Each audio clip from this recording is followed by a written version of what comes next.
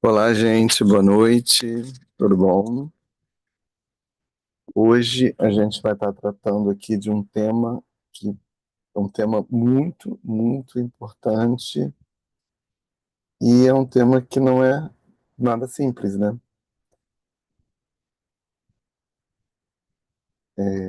Que é o uso de telas, né? O controle do uso de telas, ou melhor dizendo, assim, de dispositivos digitais, né? Por crianças e adolescentes. Num certo sentido, a gente está falando de algo que é um desafio para as famílias, né? Assim, a gente está num tempo contextualizando, buscando contextualizar o momento que a gente está vivendo. A gente está num momento histórico em que as mudanças sociais vão acontecendo cada vez mais rapidamente, e isso é algo que não vai diminuir essa velocidade em termos das mudanças, não, não, não vai tender a diminuir, a tendência é que mudem cada vez mais rápido.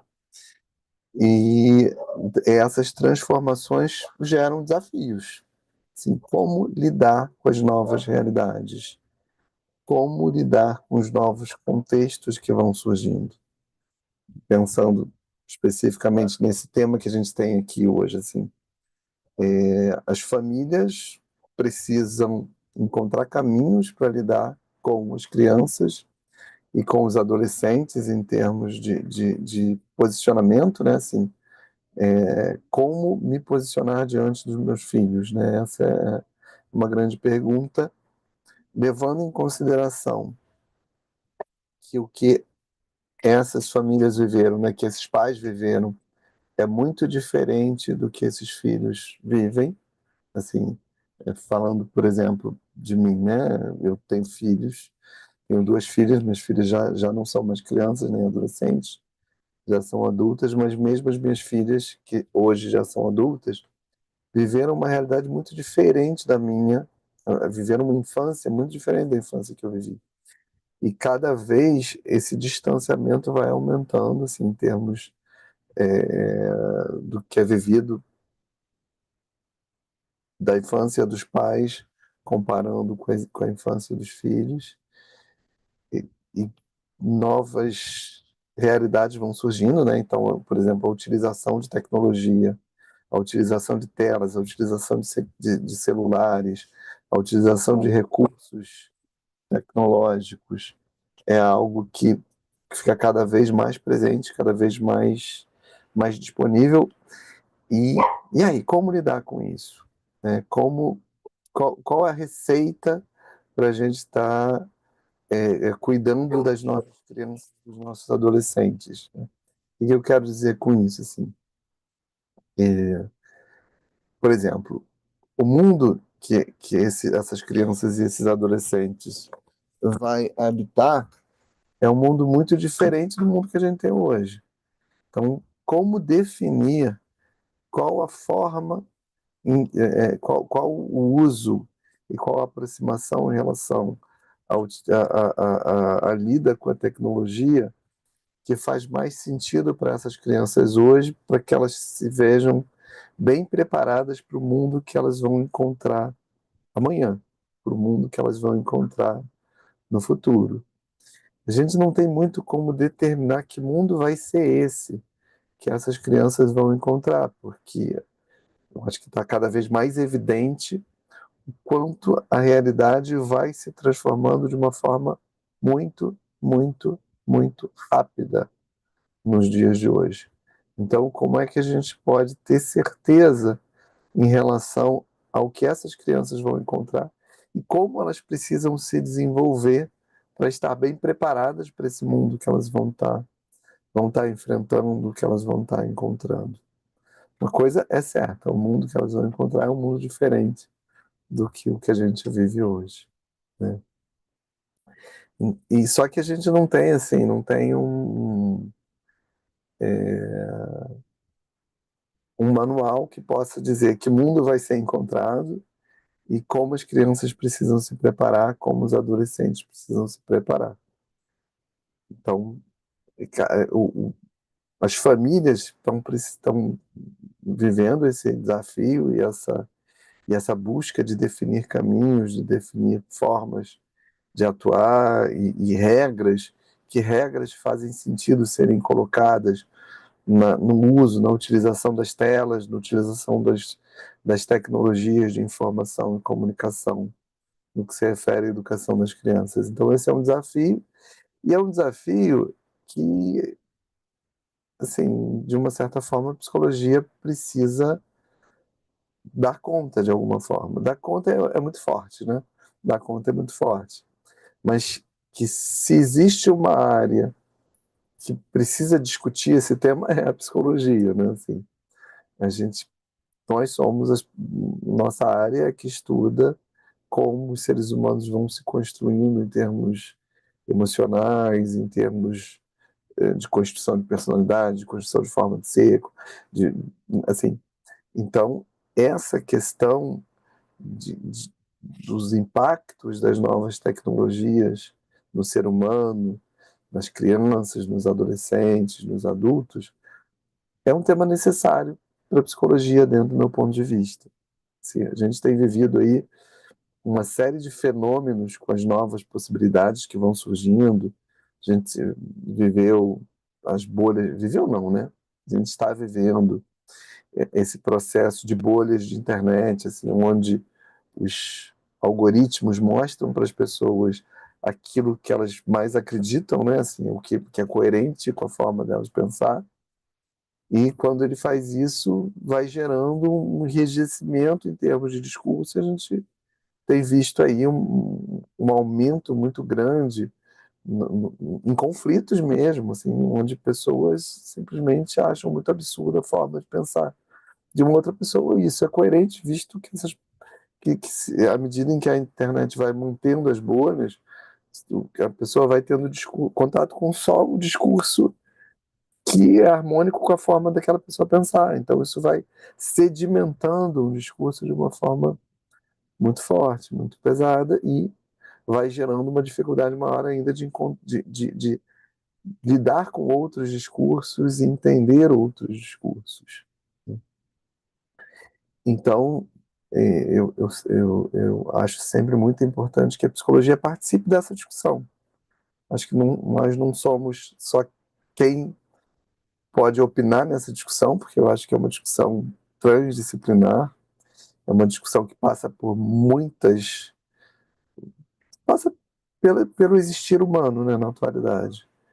Então, nós não somos os únicos que devemos opinar nessa questão, mas com certeza a opinião da psicologia, a opinião de nós psicólogos, precisa estar presente. Assim, a gente precisa olhar para o que está acontecendo, a gente precisa ajudar, a gente precisa participar desse processo de construção que envolve conhecimentos que a gente não tem como ter certezas, né? A gente não tem algumas certezas a gente pode ter, mas certezas em relação aos efeitos de uma forma totalmente clara da utilização das tecnologias, da utilização das telas, isso a gente não tem como ter certeza absoluta. Mas, por exemplo, né, trazendo essa questão, assim,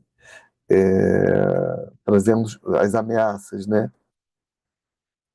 Pensando um pouquinho nas ameaças que se fazem presentes quando uma criança ou um adolescente está sem supervisão, interagindo na internet, interagindo nas redes sociais, interagindo nessa rua. Eu acho que é muito interessante, e daqui a pouquinho eu vou estar falando sobre as publicações mais recentes ligadas ao governo federal, que envolvem a contribuição da psicologia e do Conselho Federal de Psicologia. Assim, essa imagem é usada nesse documento, né, nesse documento que foi gerado pelo, pelo, pelo, pelo governo federal, é, que, é, que a internet é uma rua dentro de casa, né, gente? Assim, se uma criança tem acesso livre à internet, ela tem acesso livre a uma série de riscos que é muito parecido com deixar a criança solta no meio da rua.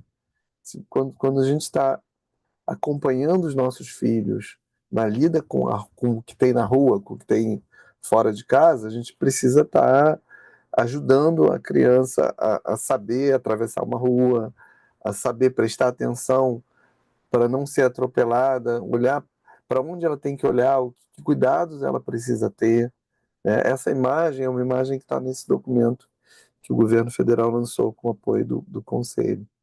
E é uma imagem que eu acho muito interessante. Na verdade, a imagem da internet como rua é uma imagem antiga, né? Mas se faz presente aí nesse documento. E é muito isso mesmo, assim, se a gente entende que quando uma criança está lidando com risco, ela precisa de supervisão, ela precisa de apoio, ela precisa de acompanhamento, termina sendo muito importante que, se ela vai estar acessando o universo que a internet traz para perto dela, ela tenha algum tipo de acompanhamento, né? Por quê? Porque para a criança é muito mais difícil identificar os riscos, é muito mais difícil perceber a possibilidade de alguma má-fé em alguma forma de interação que possa surgir no ambiente da internet. Então, da mesma forma que quando a gente está levando uma criança para a rua, a gente precisa estar ao lado dela, segurar a mão, mostrar para ela os riscos, a gente também precisa fazer isso quando uma criança ou um adolescente está habitando a internet. Agora, isso não é simples, né? É um desafio. A gente, por que que é um desafio? Assim, esse é um desafio que envolve muitas nuances, muitos aspectos. É o primeiro aspecto que marca esse desafio de um modo muito evidente, tem a ver com esse próprio processo de transformação. As coisas estão se transformando, as tecnologias estão se transformando muito rapidamente. E para a gente acompanhar essas transformações é muito difícil, é muito complexo, né? Por exemplo, o meu celular. Eu não sei mexer em tudo que tem no meu celular há muito tempo. Né? Assim, a quantidade de programas, a quantidade de recursos que eu posso acessar no meu celular envolve muito, assim, para que eu conheça todos esses recursos, eu preciso de um tempo que eu não tenho, né?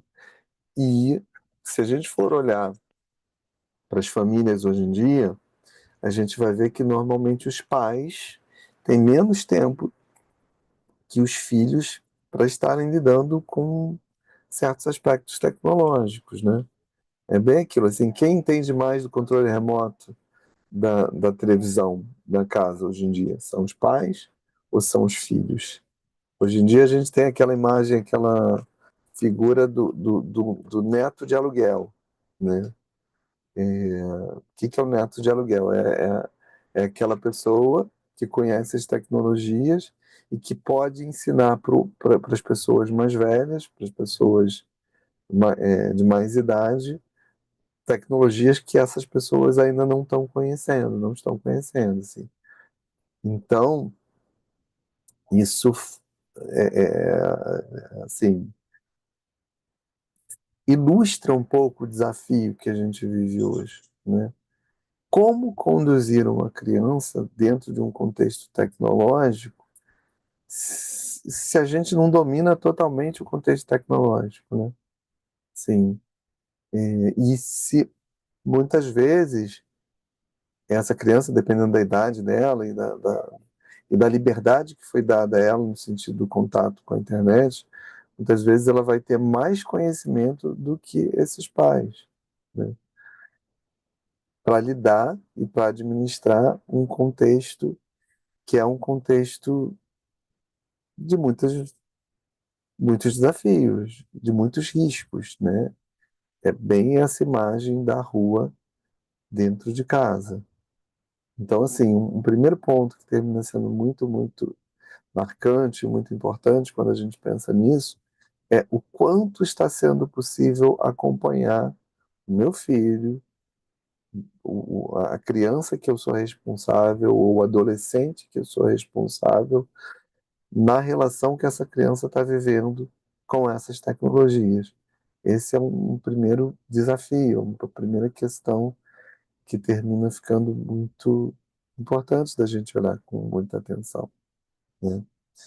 E,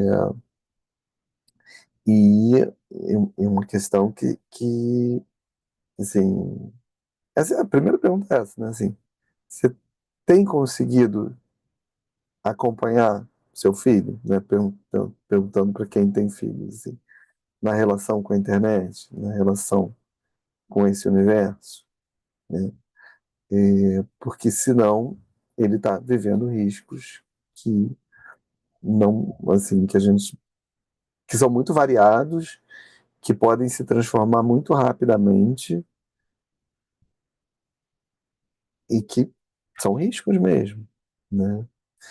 Um outro ponto que fica muito forte quando a gente olha para essa questão, ainda nesse processo de introdução em relação ao tema, né, é a questão do distanciamento entre as gerações, que também é outro ponto muito presente na atualidade. À medida em que as pessoas vão vivendo realidades muito distintas, né, à medida em que a minha infância é muito diferente da infância do que o meu filho está vivendo, vamos dizer assim, isso gera um distanciamento. Isso é como se fossem mundos muito diversos, muito mundo. E não é só a minha infância, né? A minha realidade e a realidade do meu filho. À medida em que a gente tem uma distância grande em relação a essas realidades, isso gera um distanciamento que pode se transformar num distanciamento afetivo, inclusive. A gente tem visto um movimento muito forte, uma situação muito forte de questionamento das gerações mais recentes em relação às gerações mais que estão na Terra há mais tempo, vamos dizer assim, e vice-versa.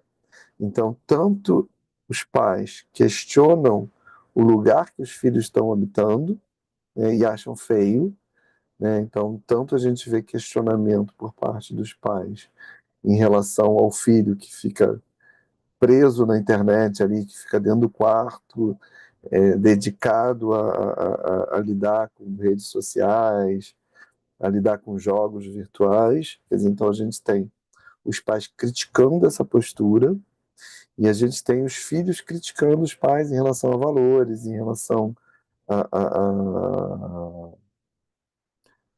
valores, né? Vamos colocar os valores mesmo.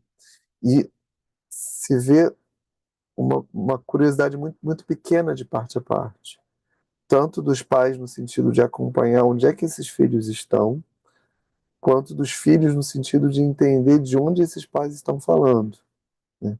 Então, esse distanciamento ele termina sendo uma consequência muito coerente com, com esses mundos que são muito distintos e que gera uma situação de mais risco ainda para as crianças e para os adolescentes, né? Assim, porque assim, quando a gente está falando de uma criança, de um adolescente, a gente está falando de alguém que está num momento de construção de uma visão de mundo, é alguém que está aprendendo sobre o mundo, encontrando formas de olhar esse mundo que está ao redor.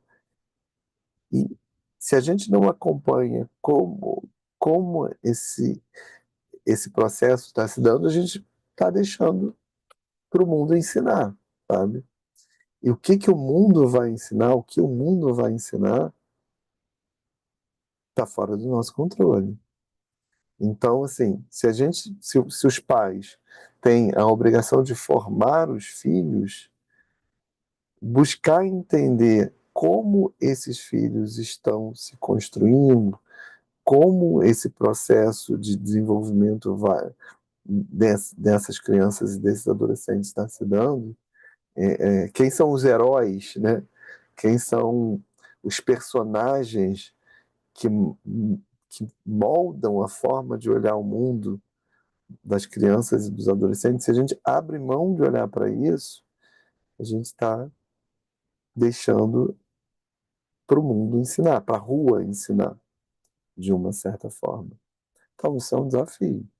Sim, isso quer dizer, que é o desafio aí, né? O desafio é conseguir não conseguir buscar minimamente acompanhar esse processo, acompanhar esse movimento, tá? E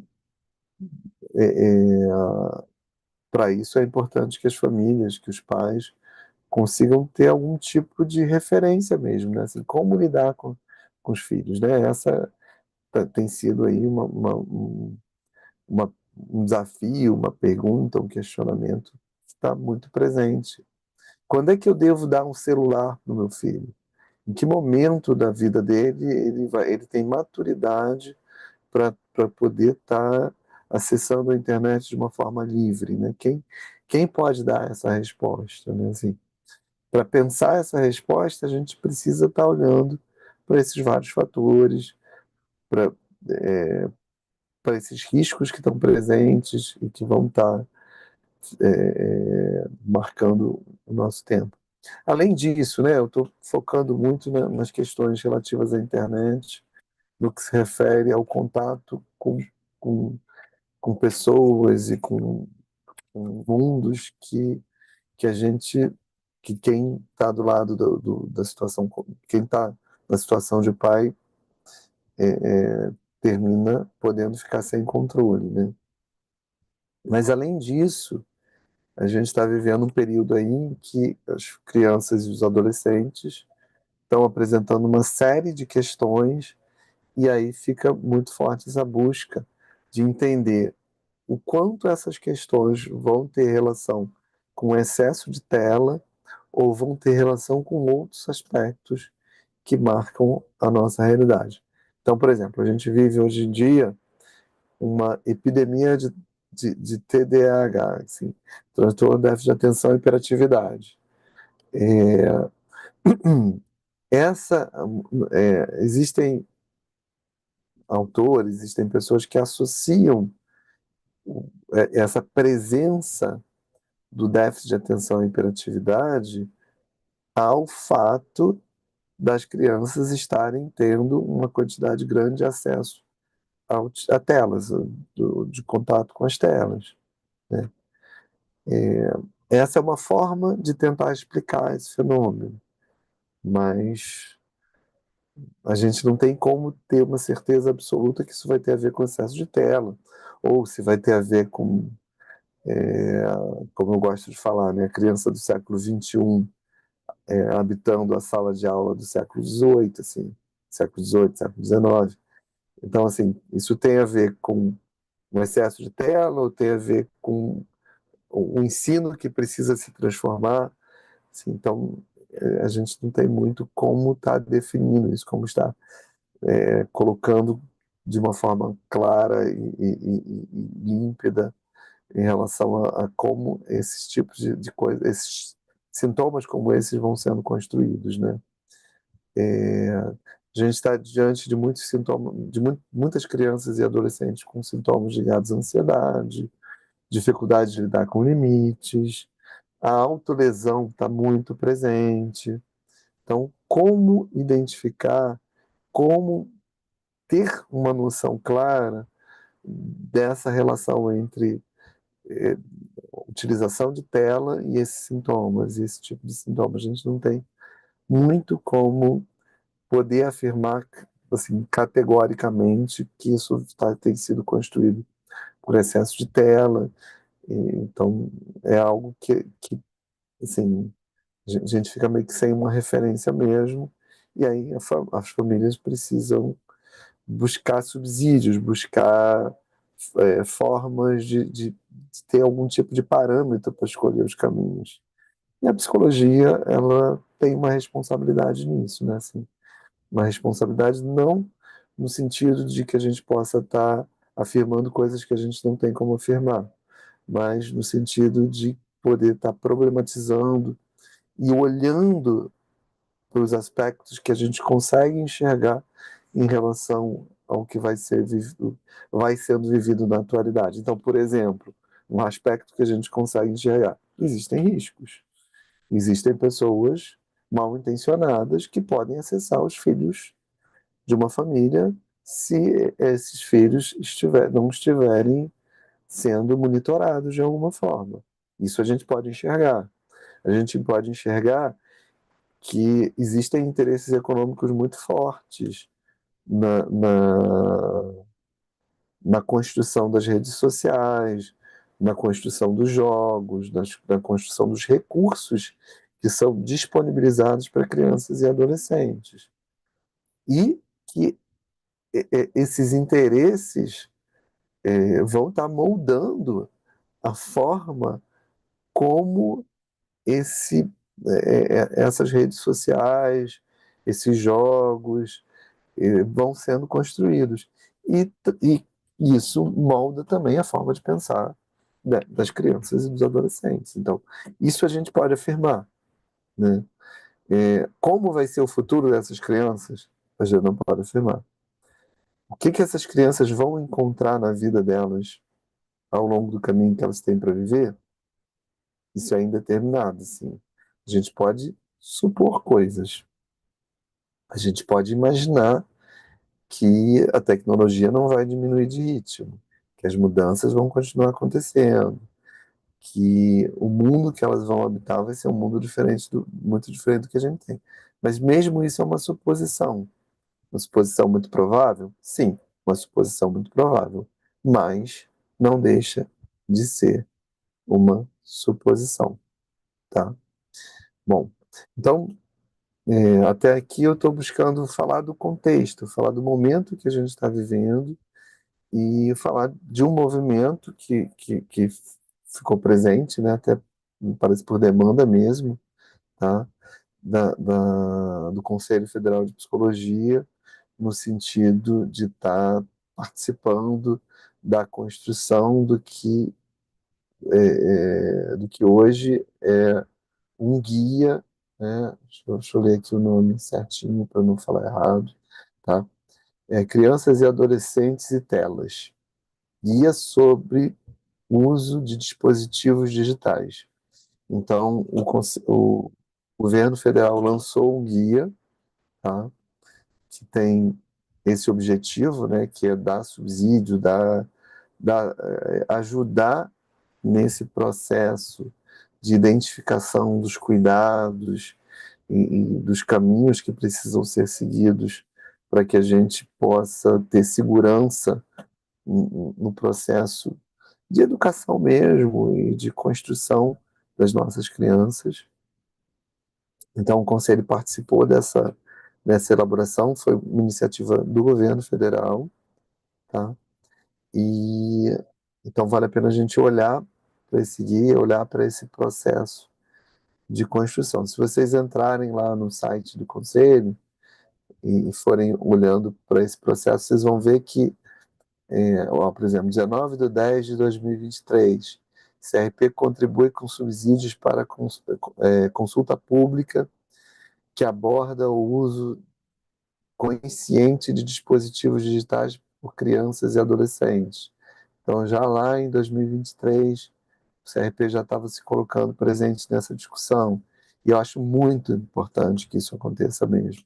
Não só o conselho, né? Assim, eu acho que o conselho ele tem um papel no sentido de coordenação, de- tem um papel em relação à classe, mas me parece que a nossa classe precisa estar presente nessas discussões, né? Isso que eu acho muito importante. E nesse momento a figura do conselho terminou participando aí desse processo, e aí a gente vai vendo, né? Então, 9/4/2024, crianças e adolescentes. CFP participa da elaboração de guia com orientações sobre o uso consciente de telas.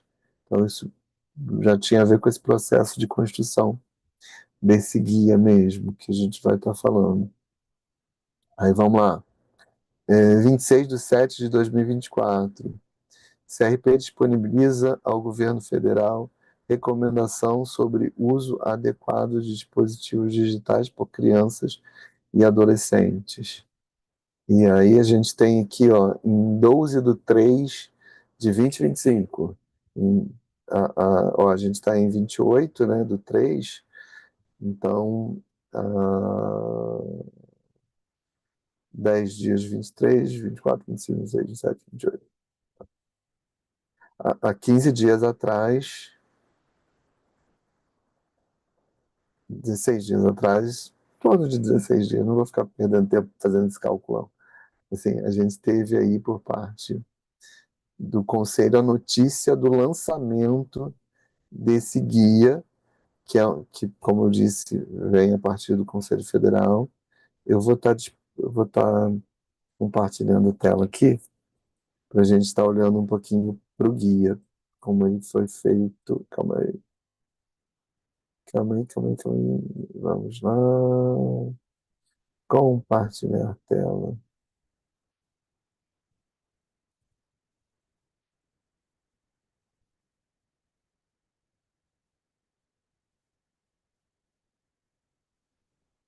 Então, a carinha desse guia é essa carinha que está aí, né? Para vocês verem. É um guia que tem cento e tantas páginas.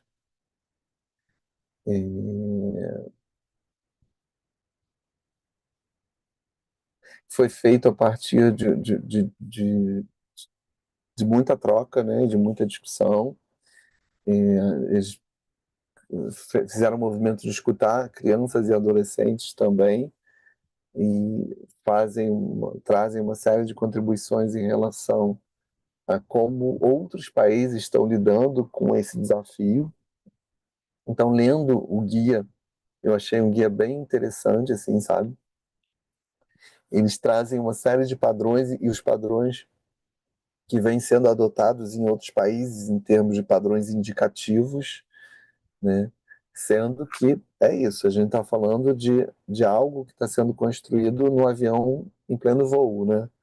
Então, a gente não tem muito como falar de certezas absolutas em relação a uma série de coisas, mas a gente precisa olhar para alguns cuidados que são muito importantes que a gente possa ter. Aqui está o sumário, né? Assim, então,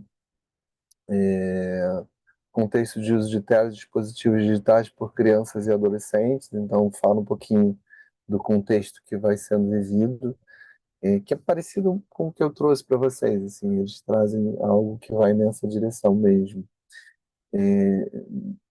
Direitos digitais de crianças e adolescentes. E aqui a gente vai estar olhando até para o, assim, da mesma forma que a criança precisa ser cuidada, né? Como já falei há um tempinho atrás, que é direito da criança ser cuidada, é direito da criança não ser abandonada, vamos dizer assim, não ser deixada à própria sorte, é direito da criança ser cuidada digitalmente. Então, eu achei bem interessante a forma como vai sendo feita a colocação. Daí eles vão trazer essa questão do bem-estar digital e pensando sempre no tipo de uso que seria interessante, vão trazer os riscos, né? Como a gente buscou olhar aqui junto com vocês, oportunidades à vista, recomendações para a efetivação dos direitos da criança e do adolescente no ambiente digital. Então, é um trabalho que eu achei que ficou bem feito, sabe? Lendo assim, eu achei que ficou bastante interessante. Eles trazem uma série de parâmetros. Deixa eu pegar aqui um ponto, por exemplo, aqui nesse ponto do guia, eles vão trazendo como isso vai sendo feito em diferentes países, né? Como as diretrizes que vão sendo geradas em diferentes países no que se refere à utilização de telas e ao contato com as tecnologias. Eu acho interessante olhar para isso, para a gente saber como os diferentes países estão se posicionando em algo que está em construção, né? Assim, a gente está falando de algo que, assim, se a gente não tem certeza do mundo que vai estar lá na frente, como é que a gente vai ter certeza do que vai ser melhor para essas crianças, sempre levando em consideração que cuidar dos riscos é algo que é obrigação dos pais mesmo, sempre foi e sempre vai ser, né? Então, no que se refere aos riscos e à atenção em relação a onde essas crianças estão transitando, isso é algo necessário, tá?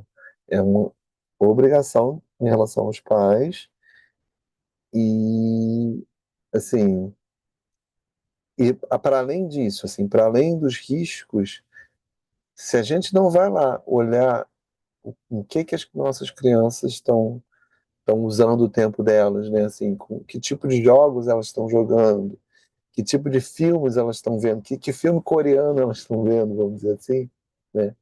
Se a gente não faz isso, a gente permite que se abra uma distância entre pais e filhos que não vai ajudar muito, né? Sim. Então, nesses pontos, isso não tem como ser questionado, sabe? Assim, então, esse movimento dos pais irem onde as crianças estão é algo que é inquestionável. E não só os pais, né, gente? Agora, uma coisa que ficou muito evidente na pandemia foi como também nós, psicólogos, estamos muito distantes do mundo das crianças que a gente atende, né? Assim, como é que isso ficou muito evidente na pandemia? Quando começou a pandemia, acho que muita gente sabe disso, eu já estava fazendo uma pesquisa sobre a utilização de tecnologias de informação e comunicação em práticas psicoterapêuticas, tá? Quer dizer, não só em práticas psicoterapêuticas, né? A minha pesquisa era sobre o processo de apropriação de tecnologias de informação e comunicação pelo psicólogo de uma forma geral, mas meu foco maior sempre vai ser a clínica, porque é onde eu atuo, né? Então, quando começou a pandemia, a gente aqui no IGT já estava muito preparado para viver, já estava discutindo, já estava olhando. Eu já tinha um módulo voltado para atendimento infantil, referente à utilização de tecnologias de informação e comunicação. Então, sim, para mim, em momento nenhum fez sentido deixar de atender crianças e adolescentes quando a pandemia começou. Sim, em momento nenhum fez sentido para mim a possibilidade de deixar de atender crianças e adolescentes em função do atendimento ter passado a cidade de uma forma virtual. Mas naquele momento ali, muita gente questionou isso, assim, como atender crianças e adolescentes dentro do contexto de virtualidade. Só que, gente, as crianças e os adolescentes de classe média, eles estão na virtualidade, né? Quem não está são os psicólogos ali. Quem não estava, né, eram os psicólogos. Eles estavam interagindo, estavam trocando, estavam jogando, estavam se divertindo, estavam vivendo relações na internet, né? E quando iniciou a pandemia, essa sensação de que era impossível atender uma criança usando tecnologias de informação e comunicação fala muito desse distanciamento, dessa distância entre o mundo em que as crianças habitam na atualidade e o mundo que os psicólogos habitam, né?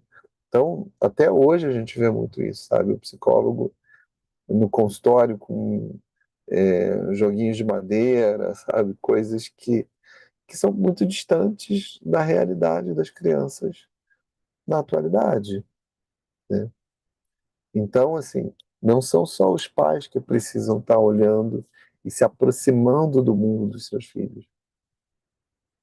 É, assim, aquela frase que eu sempre falo, gente, assim, quem acompanha as minhas palestras tende a escutar essa frase, né? Assim, todo artista tende a ir aonde o povo está.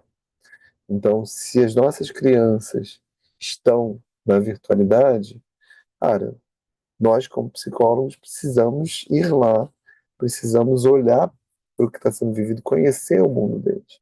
E uma coisa que está muito a nosso favor é que quando a gente está atendendo alguém, em especial dentro do contexto virtual, para a criança e para o adolescente é uma diversão trazer, mostrar, contar para a gente aonde eles estão, né? Assim, o que é que eles gostam de fazer, que jogos eles gostam de praticar, assim, jogar com a gente. Então, sim, A gente tem mais é que buscar essa aproximação, principalmente a partir dos próprios clientes que a gente atende mesmo, né? Mas, para além disso, é importante estar atento, estar curioso em relação aos mundos que vão sendo habitados, né? Aos mundos que vão sendo apropriados. Mas vamos lá, vamos olhar aqui os critérios que vão sendo colocados pela Organização Mundial. Aí ele começa falando disso, né? Organização Mundial de Saúde, né? Documentos e recomendações, diretrizes da OMS sobre atividade física, é, comportamento sedentário e sono para crianças com menos de 5 anos, né? Atividade física, comportamento sedentário e sono, orientação. Crianças até 2 anos. Aí, orientação da Organização Mundial de Saúde. Zero tela, não deve ser mantida imobilizados por mais de 1 hora por vez em carrinhos de bebê e em cadeiras, né? Assim, aí está falando não só da tela, mas da imobilização da criança mesmo, né? E aí de 2 a 4 anos, tempo sedentário em telas não pode ser superior a 1 hora, quanto menos melhor, né? Então, a proposta da Organização Mundial de Saúde é que até 4 anos o mínimo possível de tela e que até 2 anos zero tela. Será que é isso que a gente vê totalmente? Será que é isso que sempre acontece, né? Assim, muitas vezes a tela termina sendo usada como babá, né? Muitas vezes a tela termina sendo usada como algo que distrai a criança enquanto os pais estão podendo realizar, estão podendo lidar com as questões e com as obrigações que são presentes mesmo no dia a dia, da- no nosso dia a dia mesmo, né? A gente está num mundo em que as pessoas estão muito sem tempo, estão correndo muito, estão tendo que fazer muitas coisas, e tempo é um artigo de luxo, né? Então, o celular, a telinha que tem uma historinha ali, assim, isso termina sendo algo que se faz presente, né? Que é usado. E aí vamos lá. Menos tela, mais saúde. Associação Brasileira de Pediatria. Qual a proposta da Associação Brasileira de Pediatria? Até 2 anos, evitar exposição à tela sem necessidade. De 2 a 5 anos, limitar o tempo de tela a 1 hora dia, sempre com supervisão dos pais, cuidadores e responsáveis, né? De 6 a 10 anos, de 1 a 2 horas, mas dentro do mesmo parâmetro, tendo supervisão de adultos. De 11 a 17 anos, limitar o tempo de tela em jogos de videogame de 2 a 3 horas. Né? Essa é a proposta da Sociedade Brasileira de Pediatria. Assim, é difícil saber, por exemplo, quando a gente pensa aqui, né, de 11 a 17 anos, a gente já está pensando em alguém que já tem uma condição de ter uma desenvoltura, talvez sendo acompanhado no sentido sabe aquilo, quando você está com alguém, por exemplo, vamos pensar num adolescente de 17 anos, né, assim, o pai não precisa mais dizer, olha, você pegar a mão do adolescente de 17 anos e falar que ele tem que olhar para os dois lados da rua, né, para atravessar a rua. É esperado que ele já saiba os cuidados que ele tem que tomar. Na internet, como é que isso vai estar funcionando? Assim, um adolescente de 17 anos, ele já tem condições de ter mais autonomia, se tem condições, quanto de autonomia, né? É algo que a gente precisa estar olhando, e óbvio, eu acredito que, assim, O que termina sendo muito importante é o quanto a gente vai estar preparando essa criança e esse adolescente para estar lidando com os riscos, com as questões que a internet pode trazer, mas a gente sempre tem que ter noção de que o que vai sendo vivido no contexto ali da internet vai estar impactando a forma de pensar, a forma de olhar, a maneira de se colocar diante do mundo dessas crianças e desses adolescentes, né? E aí coloca aqui, não permitir que crianças e adolescentes fiquem isolados nos quartos com televisão, computadores, tablets, celulares, smartphones ou webcam, ou usem webcam, estimular o uso nos locais comuns da casa, né? Aí está falando disso, de tentar que exista uma possibilidade de acompanhamento em relação ao que vai acontecendo ali, né? Essa é a proposta na Sociedade Brasileira de Pediatria. E aí vamos pensar se o que está acontecendo na atualidade chega perto disso aqui, né? Provavelmente em algumas casas pode chegar, mas com certeza em muitas casas a gente tem, principalmente casas de classe média, classe alta, essa faixa etária aqui muito mais livre no que se refere à utilização dessas tecnologias, né? Mas isso aqui é Brasil. E aí eles vão colocando, assim, África do Sul, como é que vai, o que vai sendo colocado aqui na África do Sul, orientação. Até 1 ano, evitar exposições à tela com ao menos 30 minutos diários de atividade com movimentos, né? Então, está falando da importância do movimento e do evitar a tela. Com 1 ou 2 anos, evitar a exposição da tela com ao menos 180 minutos diários de atividades e movimento. 3 a 5 anos, máximo de 1 hora diária de tela com ao menos 60 minutos diários de atividade com movimento intenso. E aí vai aparecendo aqui a orientação em relação aos vários países, né? Como cada um dos países foi estabelecendo suas diretrizes, né? Suas orientações. Então tem Argentina, Canadá, Estados Unidos,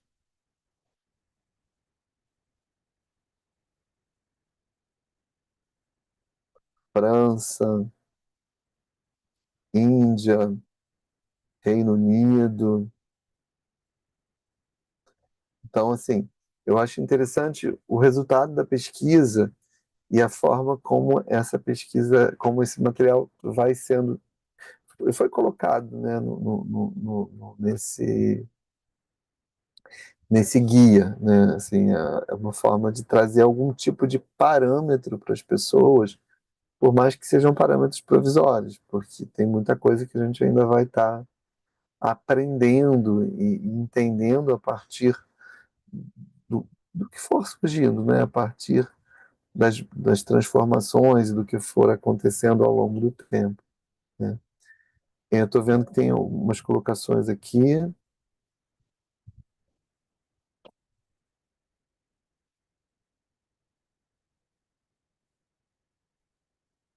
Alguém colocou, Luciana Camargo, vocês foram, imagino, meu suporte, inspiração na minha prática clínica durante a pandemia.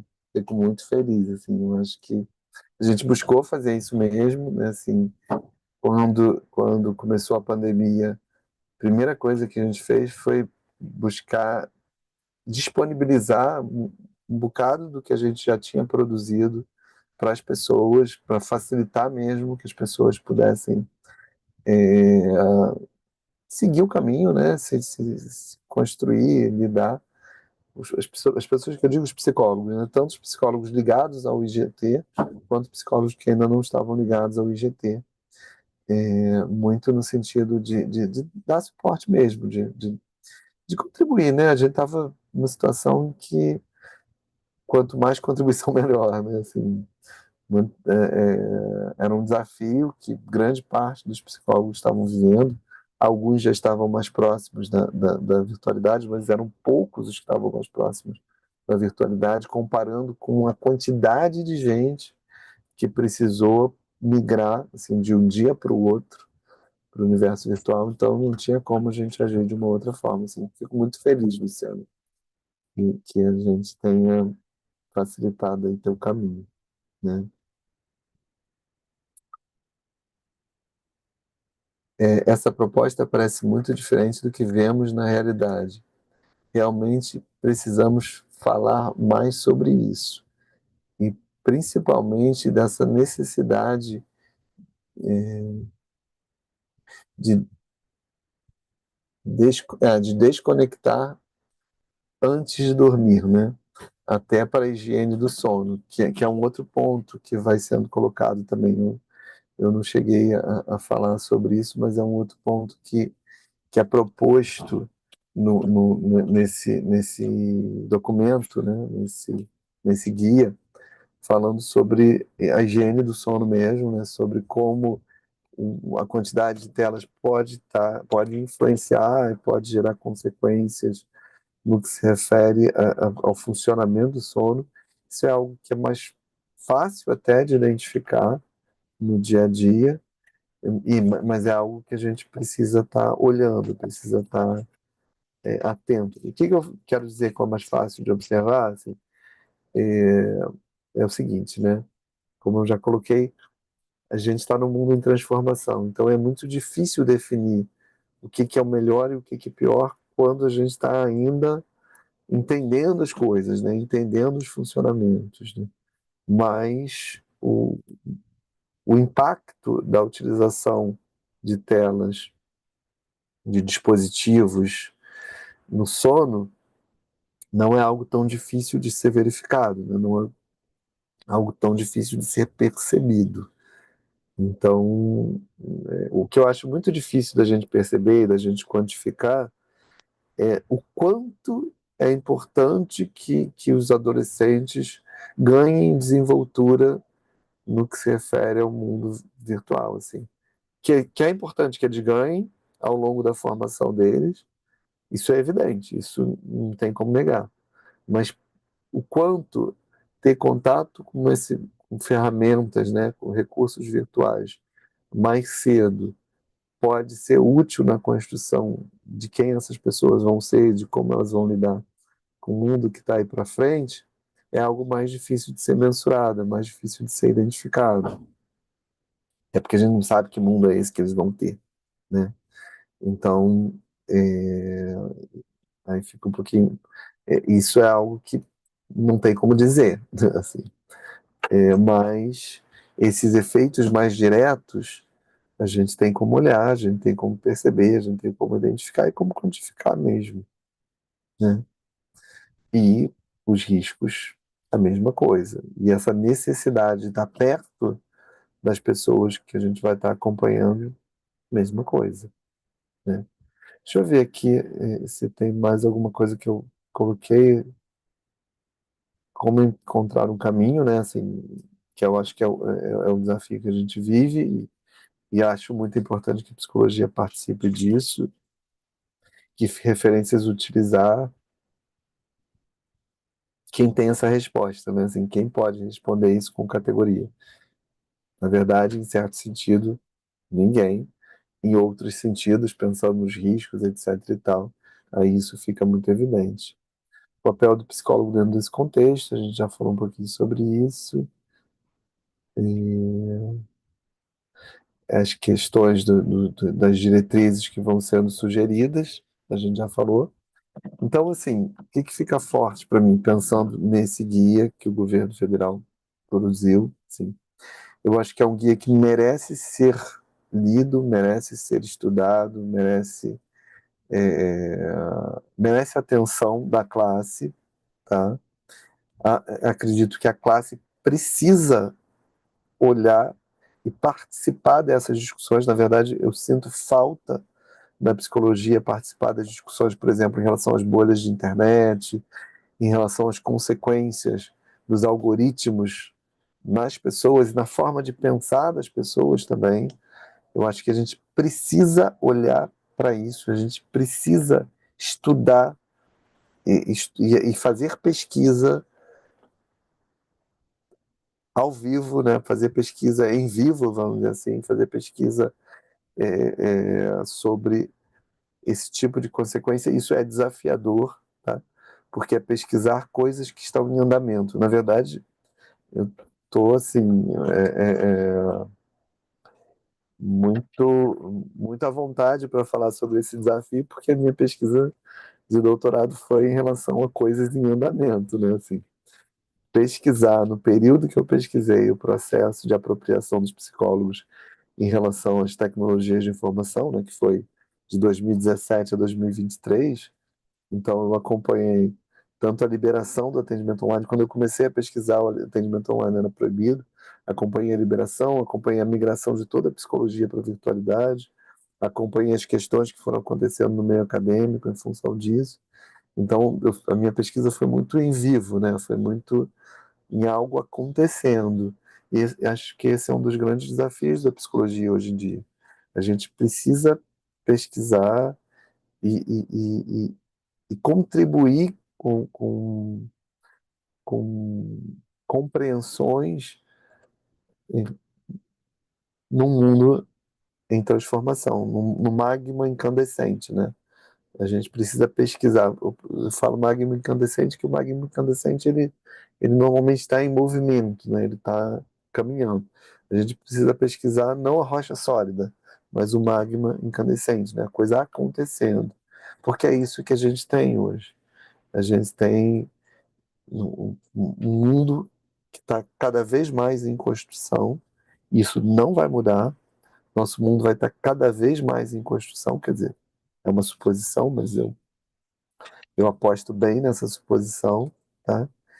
E cada vez mais a gente vai estar vendo famílias lidando com esse tipo de situação. Tá, e aí, o que que eu faço? Qual, como, o que que é o ideal de uso de tela para uma criança? O que que é o ideal de uso de tela para um adolescente? É claro que a gente jamais vai ter verdades absolutas, né? Mas, por exemplo, chamar a atenção de uma família de que se os pais não vão lá ver o que o filho está fazendo, além deles deixarem esse filho em risco, eles permitem que um distanciamento grande vá sendo gerado entre o mundo desse filho e o mundo deles, isso a gente pode falar, isso a gente pode trazer, né? E é nosso papel, assim, eu acho que o lugar da psicologia envolve uma responsabilidade social.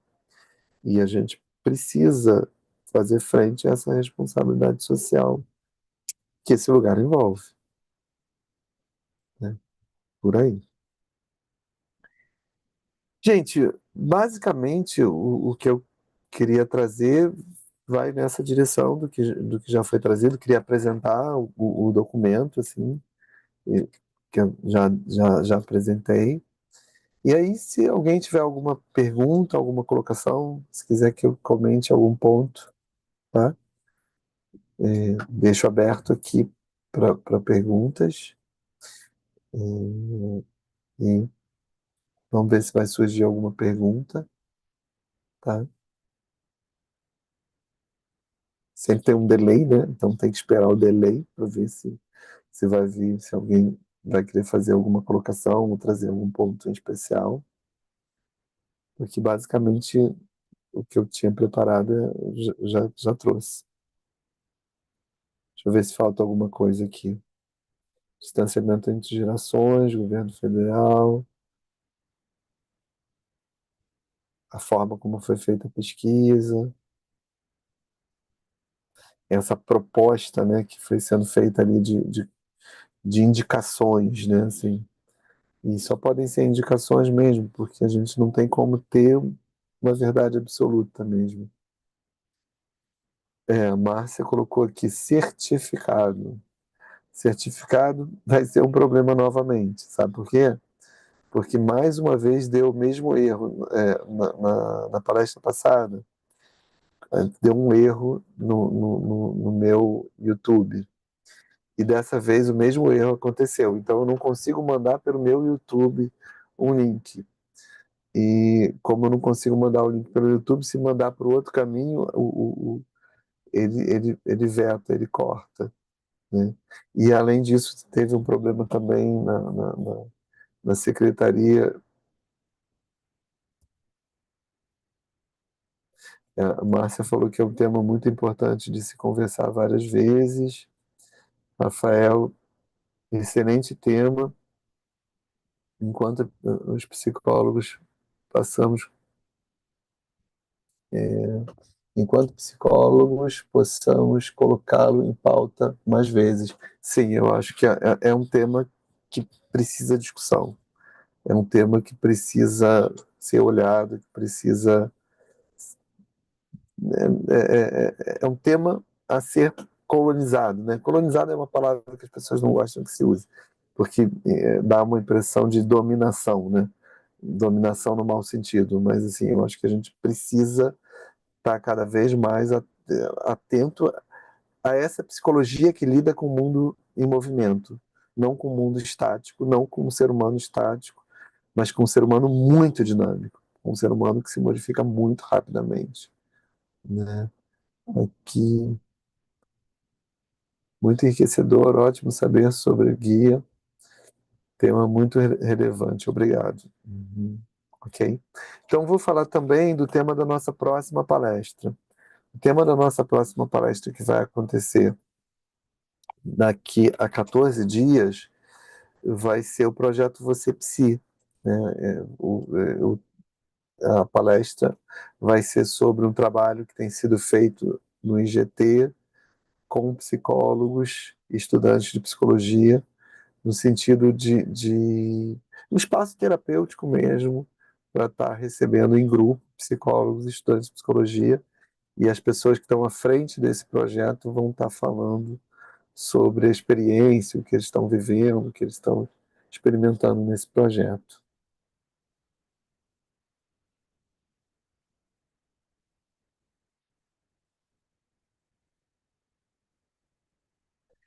A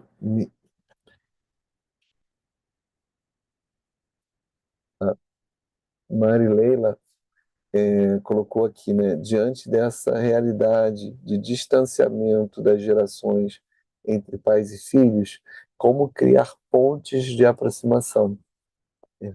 Essa, esse é nisso que a gente precisa estar ajudando, né? Nesse processo de criar pontes mesmo. E o primeiro ponto que me parece muito importante é exercitar a criatividade, tá? Porque o que a gente vê trabalhando com crianças e adolescentes, trabalhando, por exemplo, de onde eu estou, né? Eu tenho, em especial, treinado muito terapeutas para o trabalho com crianças e adolescentes. Então, a gente acompanha assim, vários terapeutas lidando com essas situações e várias famílias lidando com esse contexto. Assim. O primeiro ponto que me parece muito, muito importante é exercitar a curiosidade, sabe? Porque o que a gente vê com muita frequência são pais criticando os filhos, querendo arrancar os filhos da virtualidade, né? Aí falando de adolescentes, mas não muito curiosos com o que está aprendendo eles lá na virtualidade, né? E aí isso traz um outro ponto, assim. Então, o exercício, o exercitar a curiosidade é fundamental. O exercitar a curiosidade é muito importante, porque a gente vive muito, a gente vê muito sendo vivido essa ideia do narciso que acha feio que não é espelho. Então, o fato dos meus filhos não terem uma infância parecida com a minha é errado. Então, eles estão errados, eu tenho que arrancar eles disso e levar para um outro lugar, levar para um lugar que eles não estão muito interessados em ir, tá? Então, assim, em vez de olhar dessa forma crítica, no sentido de uma crítica que desqualifica, conseguir olhar com curiosidade, conseguir ir lá e assistir junto com a criança ou com o adolescente um filmezinho coreano, sabe? Jogar o jogo que a criança e o adolescente estão jogando, sabe? Conhecer o jogo, conhecer a atividade que está chamando a atenção dessa criança e desse adolescente. Essa é uma boa forma de conhecer essa criança e esse adolescente. Então, e aí, assim, eu percebo uma, um decréscimo de curiosidade, tanto por parte dos pais quanto por parte dos filhos. A gente vê aí com muita frequência as crianças e adolescentes julgando e criticando muito os pais, em vários sentidos, né? E isso hoje fica muito mais forte. Assim, é interessante falar sobre isso. Assim. Quando eu era criança, quando eu saía do colégio, eu só voltava a ter contato com os meus amigos do colégio quando eu voltasse no dia seguinte. Em algumas vezes, em alguns momentos, eu ligava para alguém porque tinha esquecido um trabalho, qualquer coisa assim. Mas o meu contato com os meus amigos era muito menor do que o contato que essa geração está tendo hoje com seus colegas de faculdade, de colégio, faculdade não, de colégio. Assim. Então, as trocas e o apoio pessoal, né? O que eu quero dizer com isso? Assim, quando crianças e adolescentes conseguem trocar mais, conseguem interagir mais, eles ficam mais conectados entre eles e isso ajuda como é que eu vou dizer, nessa consolidação de mundos ali, vamos dizer assim, né? Quando eu era pequeno, quando eu chegava em casa, eu entrava no mundo da minha família e ficava sob a influência da minha família, de uma certa forma. Quando a criança e o adolescente estão trancados num quarto interagindo com seus colegas, eles estão sob a influência desse contato com o mundo fora a família, né? Então tem um acréscimo de conexão com o mundo fora da família e um decréscimo de conexão com o mundo dentro da família. Então termina sendo muito importante esse movimento desses pais no sentido de uma busca de aproximação mesmo. E aí a primeira coisa que eu diria é essa, assim, cuidar, exercitar a curiosidade. Não ficar julgando o mundo das crianças e adolescentes, e sim ficar curioso em relação ao mundo das crianças e adolescentes. E, quem sabe, isso faz com que as crianças e adolescentes fiquem curiosos com o mundo desses pais também, né? Por aí. Vamos ver aqui. Hum, verdade, distanciamento.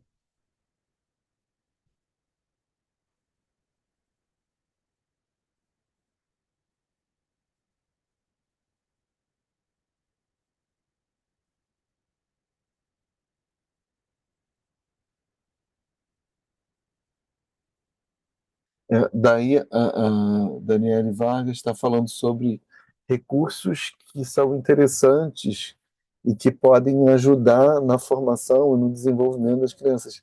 Gente, tem muitos recursos muito interessantes que podem ajudar muito no desenvolvimento das crianças. Na verdade, inclusive, no que se refere ao próprio aprendizado, assim, tem uma questão que eu acho que é muito forte.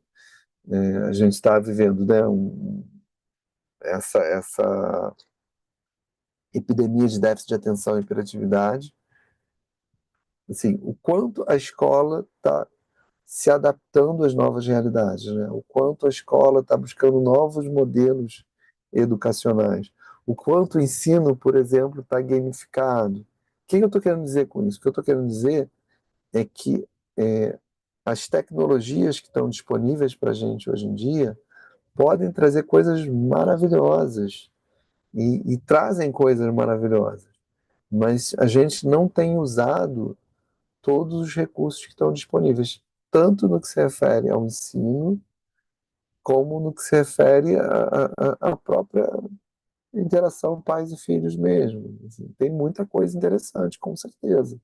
Tá?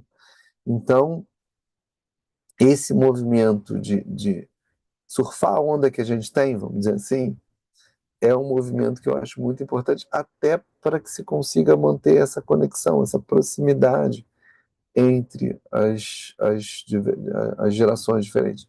Agora, o desafio é tempo, né? Sim.